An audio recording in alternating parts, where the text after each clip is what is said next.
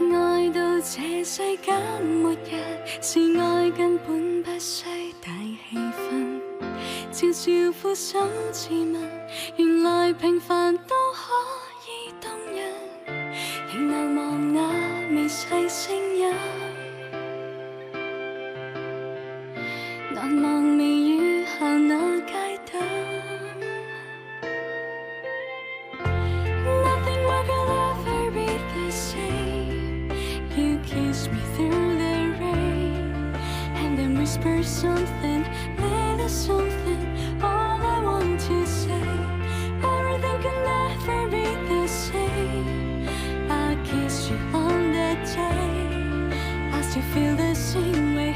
My sweet nothing, you're my everything. Love is something I first found with you. Love is something I first found with you.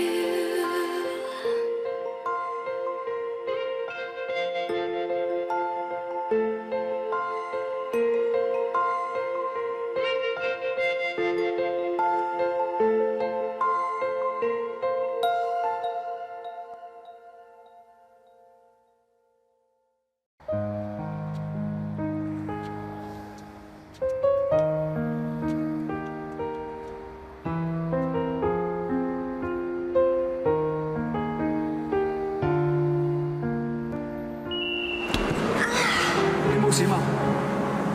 有啲暈啊！跟我嚟。嚇？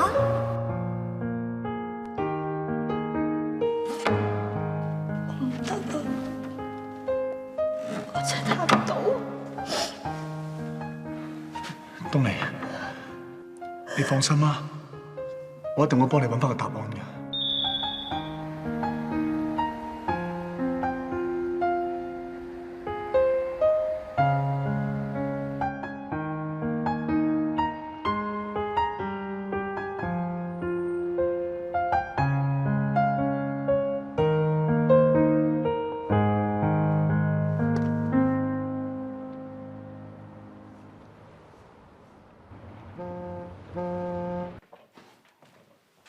成叔，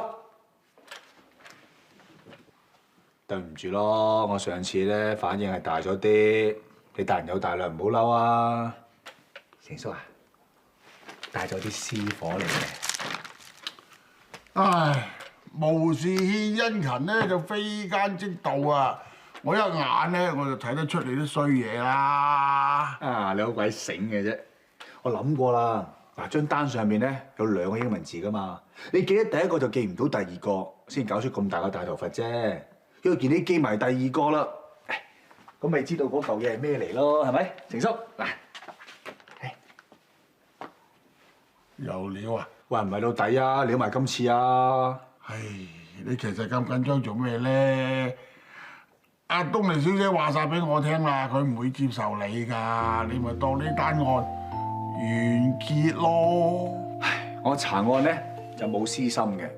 作為專業嘅私家偵探咧，應承咗人查案一定要有始有終，唔能夠半途而廢。講得啱，不過我唔係私家偵探咧，我可以半途而廢㗎嘛。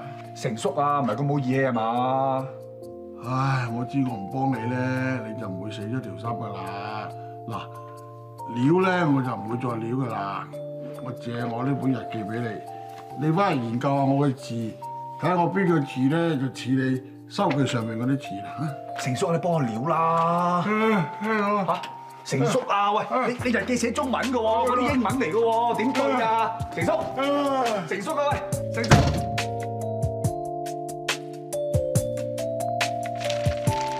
都唔覺有英文字嘅，點對啊？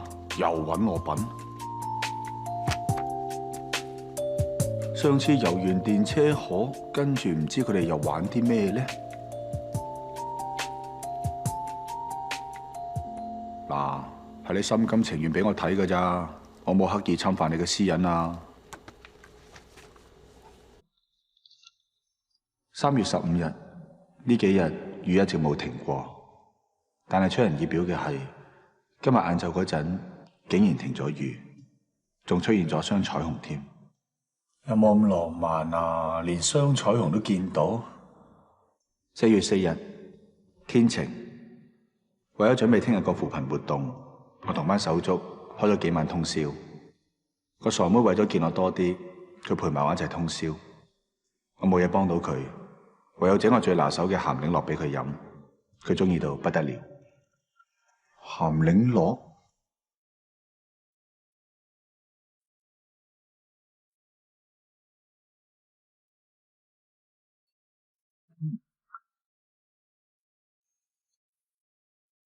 ，6月5日，天晴。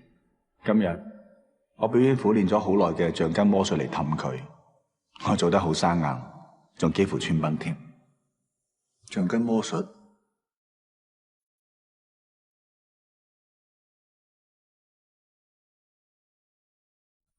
6月16日，天晴。今日佢同我講咗個嫦娥奔月嘅故事。佢話嫦娥好慘，要一個人留喺月宮悶死。但係我就話，如果我係後羿，我一定上去陪佢。而且一場嚟到，又點可以唔跳翻 part moonwalk 呢？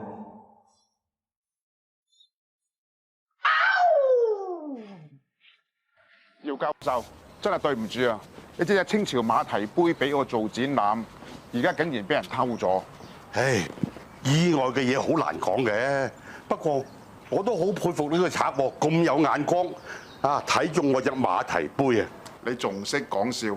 我就擺喺度晚晚瞓唔着覺啦。啲警察查極都未有消息啊！丁生，朱生嚟咗。丁生，係早安。我同兩位介紹啊，呢位朱祖安先生，呢位係姚教授。姚教授你好。啊，朱生你好。阿祖安係私家偵探嚟㗎。我先前咧唔見咗個古董打火機，係佢幫我揾翻㗎。今次馬蹄杯嘅事咧，就揾咗佢幫手啊。丁生，我想同阿全哥傾下偈。好啊。阿全啊，你過一過嚟啊。哦，丁生，丁先生，全哥啊，案發當日你見到啲咩？麻煩你講多次啊。好啊。嗰晚送完阿丁生翻嚟啦，咁阿丁生上咗樓，咁我好似平日一樣換好衫，準備落去馬車啦。點知見到一個咧滿面鬍鬚、面毛好粗嘅男人喺屋裏邊走出嚟，咁我即刻喝住佢啦。咁點知佢好驚，咁啊由呢邊好匆匆走落去啦。咁我追住佢，點知佢跑得好快啊！我唔夠佢跑，最後俾佢走甩咗。你真係見到個男人滿面鬍鬚、面毛好粗？係啊，我又冇近視，又冇老花嘅。你視力好好，不過好可惜，你遇到我。丁生，偷馬蹄杯嘅人就係佢。佢講幾句説話啫，你就話佢偷嘢咯？我係一個好中意研究天文現象嘅人。案發當日係星期日，當晚係上弦月，夜晚11點幾，月亮落咗山。我之前同附近保安傾過偈，佢哋話成條街嘅街燈，話咗成個星期都冇人整。咁即係話當晚冇街燈，又冇月光，黑麻麻，基本上咧好難睇到賊嘅樣。就算你把口唔認，你嘅生理反應都出賣咗你啦。你睇你。成頭大汗，心跳加速，仲唔係身有事？對唔住，丁生，因為我學人炒孖展，炒到窿晒，我真係走投無路啊！原來真係你點學人炒孖展㗎？丁生，嗰隻杯我仲擺咗屋企㗎，我會自首㗎。偷換件衫，同你一齊去啊！唔該，丁生。姚教授，真係唔好意思啦，而家真相大白，你放心啊！你等我上咗換件衫，同你喺差館夾埋啲手續，希望盡快物歸原主啊！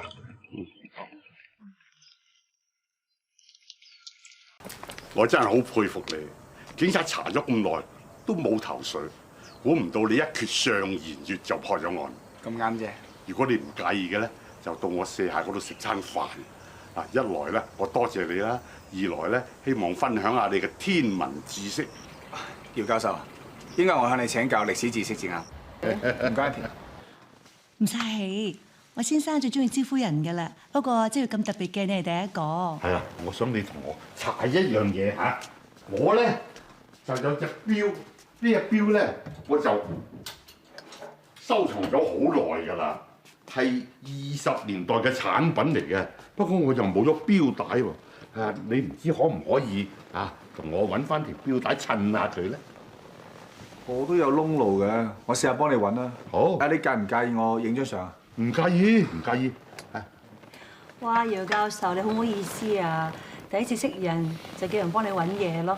你唔知㗎啦，識到阿祖安啊，係我哋嘅好彩啊，所以咧，我決定咧請佢食多幾餐飯，補翻數。咁啊，祖安啊，你就要心理準備先得啦。我仲有個女㗎，佢係兩父女最專長嘅咧，都係歷史科，一樣咧好中意研究舊嘢㗎。我諗你心理準備，可能我個女都要你幫佢揾舊嘢。阿教授啊，令千金都中意研究歷史㗎。係啊，唔好意思啊。喂，東尼啊，哦，我打電話留言咧，就話俾你聽咧，今晚咧仲有位貴賓喺度食飯添。哦，響樓下，好，即刻翻上嚟啦嚇，係咁啦，拜拜。阿教授啊，我突然之間醒起咧，我個助手今晚要翻偵探社做嘢㗎，佢冇鎖匙㗎，我要翻去開門俾佢啊，我食唔到飯啊，唔好意思啊，對唔住啊，唔緊要，我走先啦，對唔住。你慢行啊！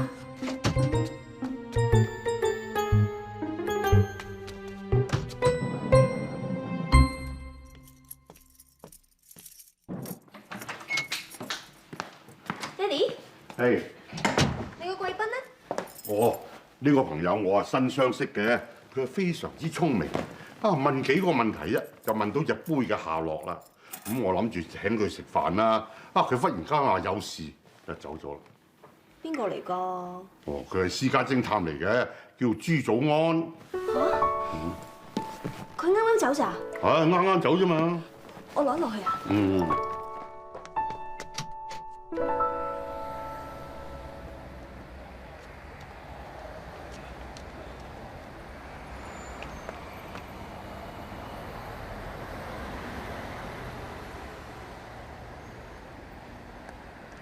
祖安，係咁啱嘅，我咁啱做嘢經過呢頭。係咯，咁啱你又幫我爹哋揾翻啲嘢，咁啱佢又請你翻屋企食飯，但係咁啱你又突然間有嘢做要走先，咁啱你落到嚟又等唔到車，又咁啱咁俾我揾到你咯。既然咁都咁啱，咪上嚟食心便飯咯。我希望你唔好介意上次件事啊，其實我哋可以做朋友啫。而且你又幫咗我爹哋一個咁大嘅忙，佢真係好想多謝你㗎。你唔俾面我，都俾面佢啊。其實咧，我驚你尷尬啫。既然你唔介意嘅，我都冇所謂。不過陣間上到去，你千祈唔好提起我委託你幫我揾嘢件事喎。我唔想屋企人擔心我。放心啦。專業嘅私家偵探咧，係會為客人保守秘密嘅。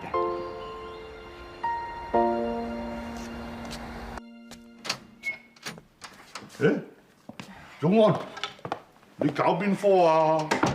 爹哋啊，其實祖安咧係我朋友嚟㗎。頭先我追落去諗住問佢啲嘢，咁啱佢又話偵探社嗰邊搞掂晒，唔使翻去啦，咪掹佢上嚟食飯咯。好，坐。咁就好啦，我啲飯同餸都唔使嘥啦。好開心啊！幫我清晒啲餸。我咧好耐冇食住家飯啊，一食咗3碗大飯，真係好失禮嗬。咩失禮啊？食得是福啊！一陣仲有番薯糖水啊！仲有糖水啊？係啊，我媽咪冇甜品不歡㗎。既然有甜品咧，等我講個古仔，等大家送下甜品啦。咩故事啊？我由細到大咧，我阿媽都好中意講個古仔俾我聽嘅。咁佢每次講呢個古仔咧，啲情節都一模一樣嘅，真係唔到我唔信嘅喎。咁呢個古仔咧就係關於我老豆去水星踢波嘅故事。水星？咁啊咩故事咧？話說有一年咧，我老豆突然之間失咗蹤喎，好似人間蒸發咁。咁我就問我阿媽啦，我話阿媽，老豆係咪好憎我啊？所以就唔理我走咗去啊？咁阿媽話唔係，老豆只係去咗個好遠好遠嘅地方踢波啫。咁我問好遠好遠，真係幾遠啊？咁我媽就話啦，水星咁遠咯。我阿媽仲話：我老豆班波友咧，包括球王比利同貓王，仲有啊，水星上面嘅球場好靚噶，好似彩虹咁靚噶。喺嗰場世紀宇宙大戰入邊咧，本來鬥得好激烈，好難分難解。點知臨門嗰腳，我老豆使出魔法，令個龍門產生幻覺，當嗰條魚係個波。當佢接住條魚喺手嗰陣，個波已經直飛死角啦。然之後喺臨完場前嘅1分鐘，我老豆再施展魔法，變咗個飛天神童出嚟。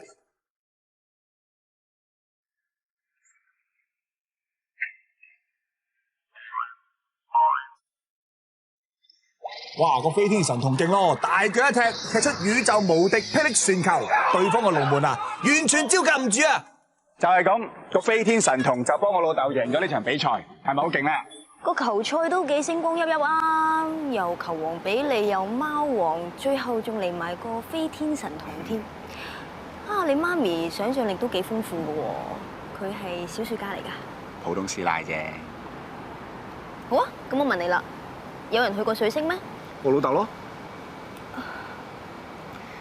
我知你唔信㗎啦，你淨係信嗰啲歷史古仔嘅啫。哇！今晚個月亮又大又圓喎。你估咧喺月亮上邊有冇嫦娥啦？你話咧？咁你信唔信呢個世界上有另一個平行時空啊？咁呢樣嘢有唔出奇喎。如果真係有嘅話，你估喺月亮上邊另一個我同你做緊啲咩啦？斷估唔會又係一齊喺度等緊小巴啩？我啊知做緊啲咩？咩啊？喂，你做乜嘢啊？觀摩啊，平行時空啊，喺月球係咁噶啦，嚟啊，一齊啊！你呢個叫咩？有鞋都得。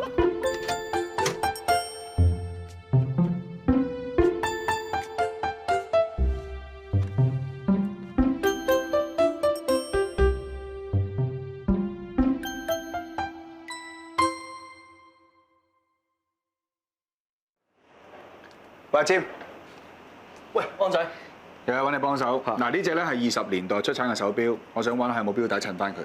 應該有嘅，我幫你揾揾。唔該。喂，你同我姚小姐約埋。咩啊？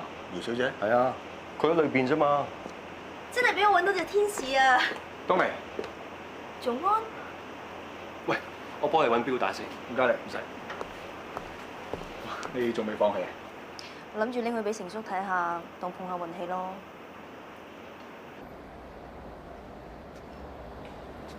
我想問咧，如果到最後都唔知道答案，你會點？其實就好似歷史咁，好多時都會唔全面，甚至乎有空白嘅地方。但係只要有一絲嘅線索，我都好想盡全力去揾出裏面嘅真相。更何況而家我追尋緊嘅係我自己個人嘅歷史。咁如果係一啲唔好嘅歷史、令人遺憾嘅歷史，又或者醜陋嘅歷史咧，咁你都要揾啊！其實你知唔知歷史背後嘅意義啊？歷史即係過去，我哋要了解過去，先至會知道點樣繼續行將來嘅路。所以就算我嘅過去係幾咁醜陋都好，我都好想知道。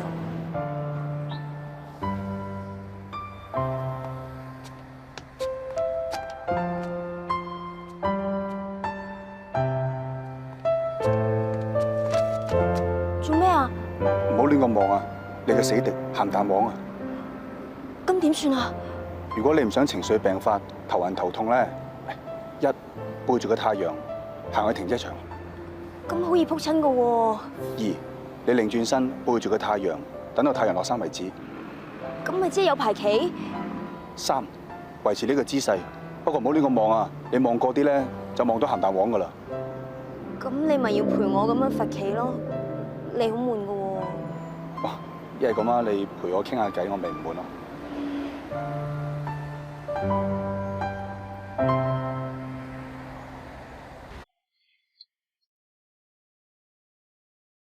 前頭話佢隻寶貝狗咪咪喺對面鋪頭做完美容之後，冇幾耐就有咗，咁就懷疑係裏邊其中一隻狗公搞大咪咪嘅肚。搞大人嘅肚，經手人就查過啫，經手狗真係第一次查喎。你好有查案經驗咧，做咗都唔夠2年。啊係啦，安哥啊，話時話咧，我哋喺度夾咗咁耐啦，幾時又去攞料啊？攞完料咧，仲有啲嘢要做啊。點解唔趕收工啊？我諗住今晚開 OT 嘅喎。唔得，因為係關乎我終身大事。因為我決定今晚搵到個豬女表白。發姣啊！如果真係關乎終身大事嘅，我都唔會阻你嘅。睇下你啊，扭扭零零咁，中意咗人好耐，中意滴嘅心肝同人表白啦咩啊？哦，冇咩你？豬女？原來豬女已經同我第二個一齊，點解會咁㗎？佢明明話等我㗎，佢點會俾人打尖㗎？唉，咁你自己唔同人表白，咪錯失良機咯。我之前有同佢試過愛㗎，但係佢話未 ready， 但係點知轉頭又同第二個一齊。之前同人表白，但係佢話未 ready， 咁似我嘅。啊！想死啊！殺咗我啦，師傅啊！我明啦，多謝你提醒我。總之，你繼續屢戰屢敗，我就屢敗屢戰。喂，東尼啊，有啲事想約定你3個星期之後見。3個星期之後要指定嗰日㗎？係啊，因為3個星期之後有個8年難得一見嘅天文奇景出現，我好想推介你去睇。哦，咁好啊。早安。好準時喎。你話個天文奇景只會出現10分鐘㗎嘛？遲咗就睇唔到，梗係要早啲到啦。咁究竟有咩天文奇景啊？其實咧係我講大話，其實冇咩天文奇景，得人做奇景。嚇？達正9點呢個奇景就會出現。唔講啦，差唔多夠鐘㗎啦。5、4、3、2、1，望呢邊。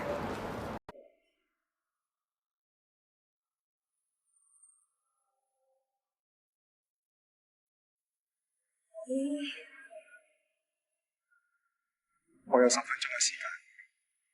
其實我諗咗好耐，應該同你講啲咩好，但係我發覺我真係諗唔到。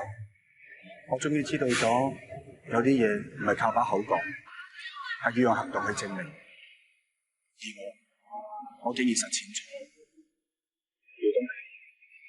我用咗3個星期嘅時間，去喺呢棟大廈460個單位，去證明俾你睇，我係有誠意，只係爭個機會，只係爭一個無時無刻照顧你、愛錫你嘅機會。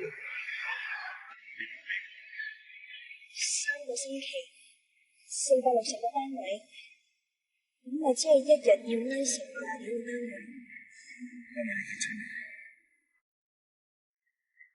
咁既然你已經得到460票咁多，咁我冇理由唔投你一票啦。即係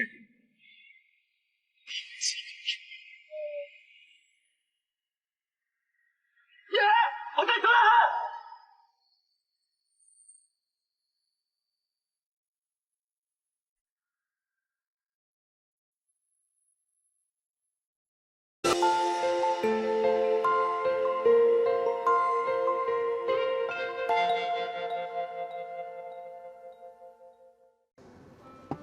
星漫遊。哇，好香啊！我好肚餓啊，食得嘢未啊？你拖到我隻手咁實，我點食嘢啊？我唔拖實啲，我驚你走咗去啊嘛。好啦好啦，我哋食完嘢再拖過。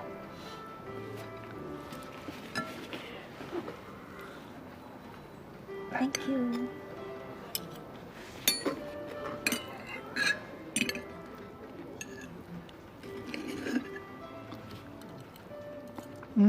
咩喎？真係唔錯喎。有牛油果卡、Parma ham，仲有菠蘿同埋蘑菇。等我睇清楚有啲咩料，等我翻屋企試下整先。哇！我女朋友連披薩都識整啊！唔單止博學多才，簡直係入得廚房，出得廳堂。喂，咩㗎？咁你覺得個披薩係咪真係好好味啊？好味啊！你睇下，我諗住落手食添啊！但係披薩係要用蛋整嘅喎。飲啖水啊！冇噴啊！俾我。早安，其實你冇事㗎，你根本就冇蛋敏感。我懷疑你係心理作用啊。心理作用？如果我冇估錯嘅話，你所謂嘅蛋敏感，只係一啲心理陰影。係你細個嘅時候經歷咗一樣好唔開心嘅嘢，係同蛋有關㗎。可能你講得啱。我6歲嗰年發生過一件事，我記得嗰日我喺屋企做緊微勞功課，用啲畫紙包住個紙包飲品盒。點知喺呢個時候，我阿爸粒聲唔出，行咗出房。佢拎住個旅行袋，好似要去好遠嘅地方咁。我阿媽佢好驚，我阿媽拉實佢，叫佢唔好走。佢兩個拉扯間，我阿爸唔知點樣，成盤生雞蛋劈咗落我阿媽嘅頭上邊。我阿媽成頭都係雞蛋。我阿爸佢好暴力，佢真係好暴力啊！點解佢咁樣對阿媽？你冷靜啲先啦。如果你唔想繼續講落去嘅，你可以停㗎。其實自從嗰一件事之後，我每一次食蛋，我都會覺得好似唞唔到氣咁，我會好似想嘔，我會好唔舒服。可能因為咁，我就以為自己蛋敏感。呢件事一直屈咗喺你心入面咁多年，你又冇處理佢，所以你咪以為自己有蛋敏感咯。係咧？咁你爸爸而家喺邊啊？我唔知。嗰件事之後，我冇再見過佢，我話知佢死。咁你唔係成日都話佢去咗水星踢波嘅咩？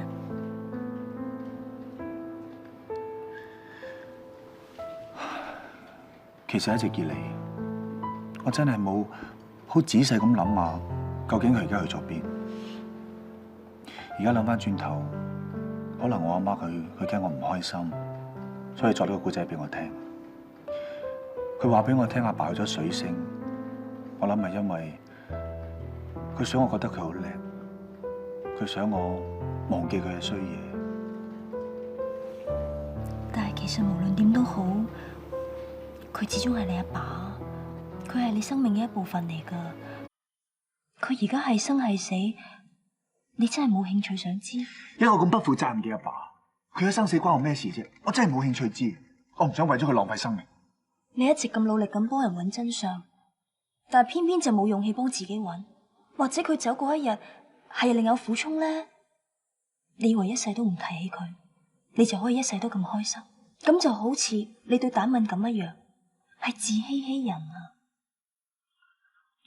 仲啊，攞啲勇氣出嚟，勇敢咁面對你自己嘅歷史，唔好再逃避。無論個結果係幾咁醜陋都好，我陪你一齊面對啊！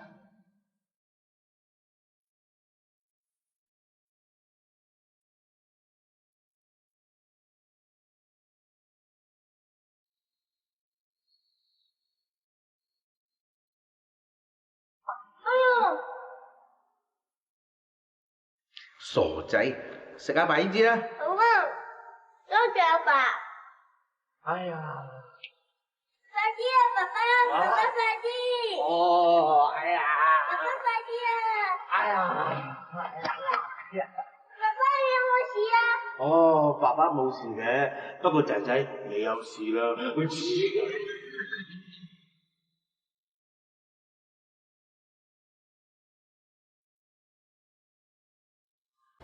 唔該，我想查一個叫朱耀昌嘅人，我想知道有冇佢嘅死亡記錄。請問係佢邊位咧？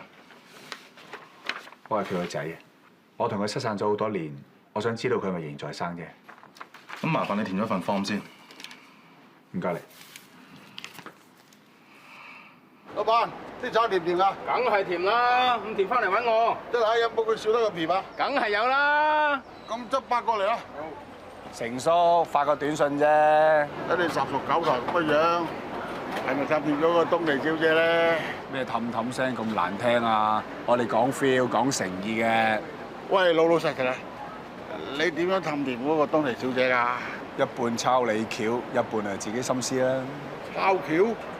喂，話時話，你日記嗰度咧都收埋幾多追女仔橋嘅喎，仲得嘅喎。喂，我要收版權費嘅噃。唔使咁孤寒啊！請你食雞蛋仔啦。有好。咁好啦，喺度等我，我去買啊！唔好走啊！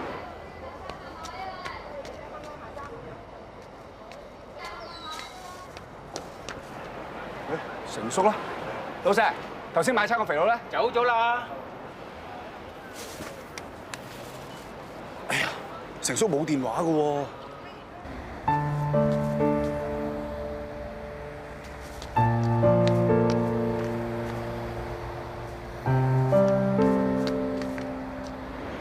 嗱，先生，麻煩你俾個身份證我睇下。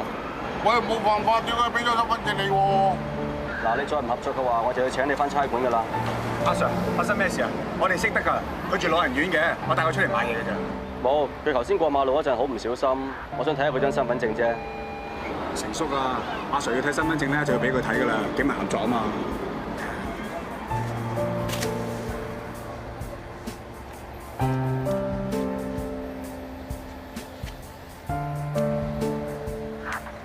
電台麻煩同我 check 個身份證啊。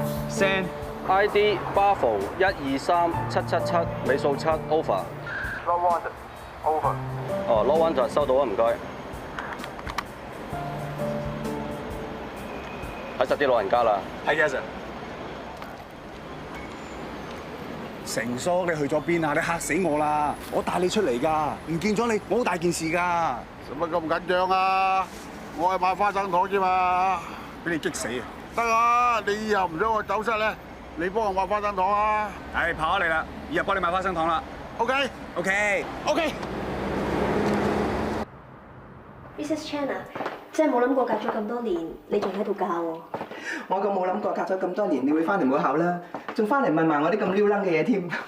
最重要嘅係，我問你啲咁撩楞嘅嘢，你都仲記得啊嘛。哦，咁係㗎，我幾好記性㗎。我記得97年嗰陣時咧，我係負責課外活動嘅老師。咁我仲請咗個大學1年級嘅學生翻嚟學校教吉他班嘅。你係成員之一嚟㗎，你唔係唔記得係嘛？我真係唔記得啊。唔知仲有冇其他資料咧？即係譬如話當年吉他班其他成員嘅名單，睇下可唔可以幫到東尼恢復記憶。我即管去抄下啦。你哋喺音樂室度等等我。唔該，Miss Chan。我聽埋電話先，你過去先。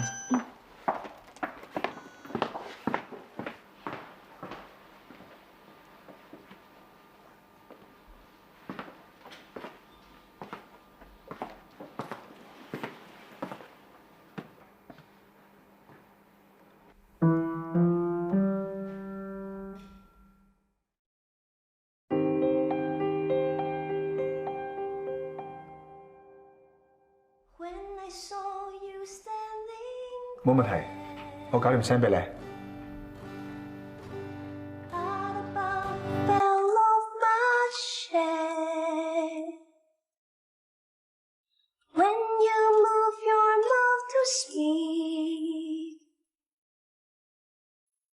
Felt the blood go to my feet.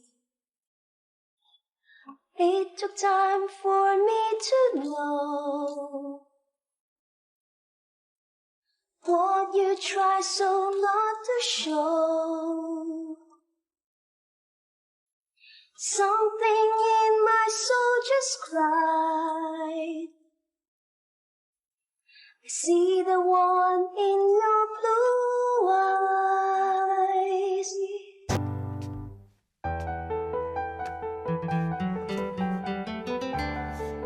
我今次連歌詞都記得啦。東尼，我否定我當初假設你有前世記憶嘅講法。事實證明你係吉他班嘅成員，你一定識彈吉他㗎。到目前為止，我之前發過一場高燒，唔小心撞親個頭之後，就失去部分記憶。呢一個講法係最貼近真相嘅。爹哋媽咪，教授 Auntie，你哋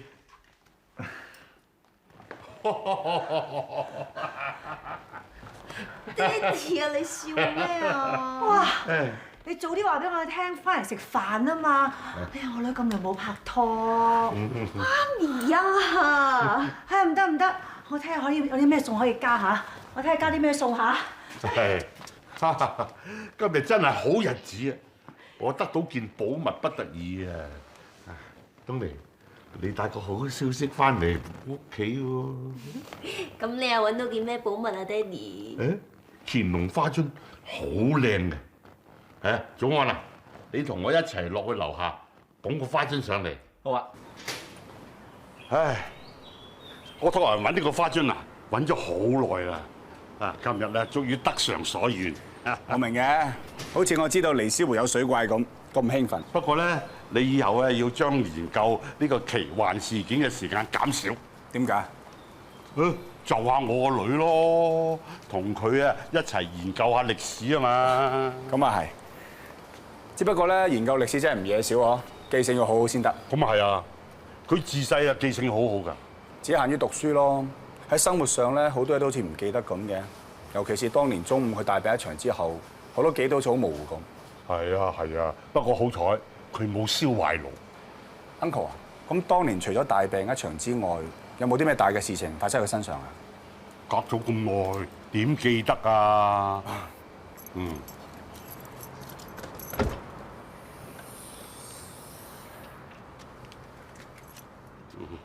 等我幫你。係，好好好。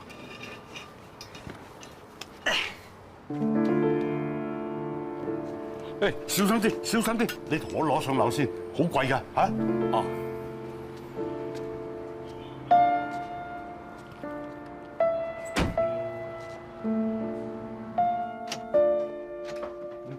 擺張台。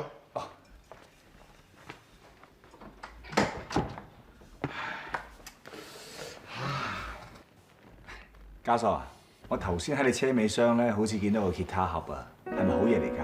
價值連城㗎？啊？吉他盒？唔係啊，你或者睇錯啫，係雜物箱嚟嘅。咁可能我睇錯咗啦。嗯。食飯先啊！一講開花樽啊，佢兩父女係有排講雞啄唔斷啊！一陣間你見識到咧，佢哋可以由清朝講到現代啊！爹哋啊，媽咪笑我哋，我哋唔好俾佢講中啫。好，唔講笑，食飯。食飯。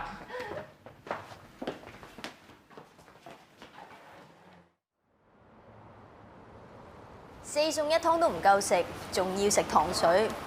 我媽咪唔係奉旨煮甜品㗎，又要特登出去買麻鬼飯。其實我係專登使你落嚟嘅，因為打七人車車時。專登使我落嚟？我頭先都覺得奇怪㗎啦，仲一定要我揸七人車添。我頭先搬花樽嗰陣，喺架七人車度見到個吉他盒。吉他盒？你真係冇懷疑過 Uncle？你嘅意思係？我搬花樽嗰陣，真係見到個吉他盒㗎。轉個頭翻上去，佢又話冇，話我睇錯咗。我覺得 Uncle 有啲古怪。有古怪？你唔信嘅，打個車尾箱就一清二楚。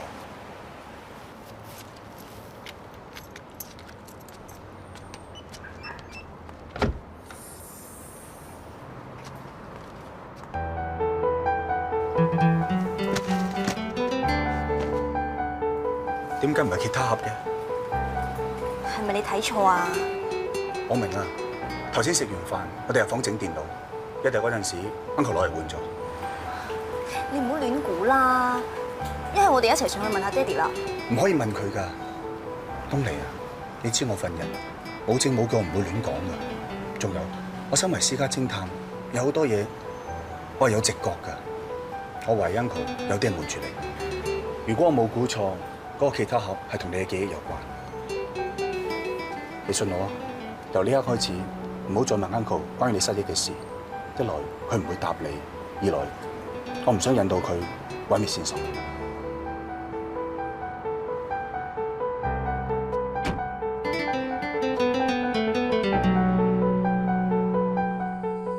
自從喺97年你發高燒喺屋企跣親撞傷個頭開始，你部分嘅記憶就開始模糊。呢間就係你當年住過嘅醫院。我哋入去翻查翻啲記錄，就可以知道我嘅懷疑有冇錯。但我始終唔係好相信爹哋會呃住我啲咩。好快知真相㗎啦，唔使擔心。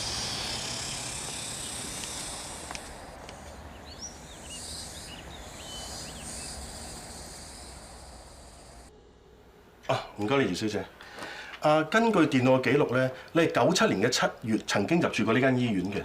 不過當其時嘅主診醫生並唔係陳月明醫生，係鄭國峰醫生。仲有啊，根據入院嘅記錄咧，你唔係因為發高燒撞親個頭入院嘅喎。咁我係因為咩入院啊？你係應該喺飛鵝山墮崖，頭部受傷，送嚟搶救，情況仲比較嚴重添。墮崖？我點解會墮崖㗎？唔好意思啊，我哋呢度冇記錄啊，我哋資料就係得咁多啫。點會咁㗎？唔該你，唔使，我哋翻出去先。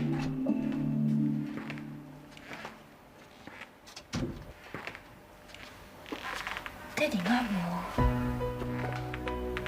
佢真係呃我，仲咗我10幾年，點解佢要講我咁大嘅大話？點解我會當埋嘅 ？Uncle 講我咁大嘅大話，當中一定有個好大嘅秘密。我更加可以肯定，佢真係收埋個吉他盒，而呢個吉他盒好可能同你當埋嘅事件有關。但係當中有咩關係，我暫時仲未知道。我真係咩都諗唔起，咩都諗唔起。點解咁大件事我真係一啲印象都冇？我真係冇用啊！你唔好咁啦，我哋已經好接近事實嘅真相㗎啦。我相信好快可以幫你恢復記憶，唔好俾自己太大壓力。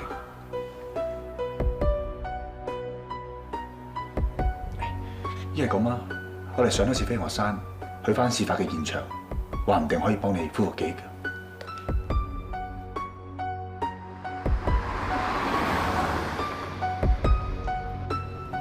呢條路我好似嚟過㗎。你認得路唔出奇啊，你係嚟過㗎嘛？你喺前面停車。哦。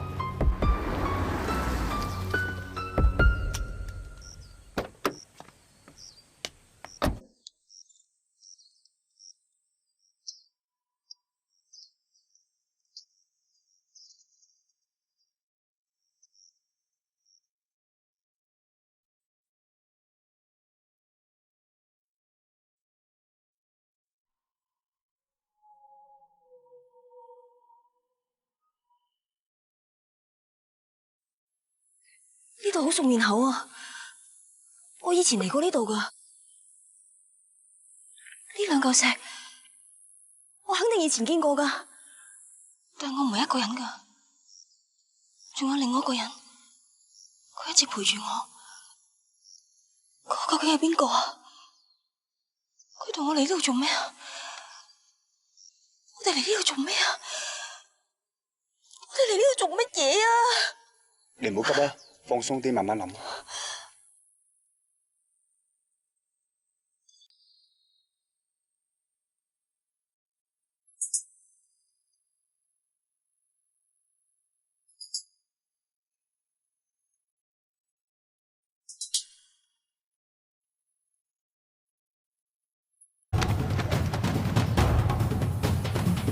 我以前發嘅全部都唔係夢。全部都係真嘅，係我嘅記憶。愛到這世間末日，是愛根本不需大氣氛，悄悄撫手自問，原來平凡都可以動人，仍難忘那微細聲音，難忘微雨下那街燈。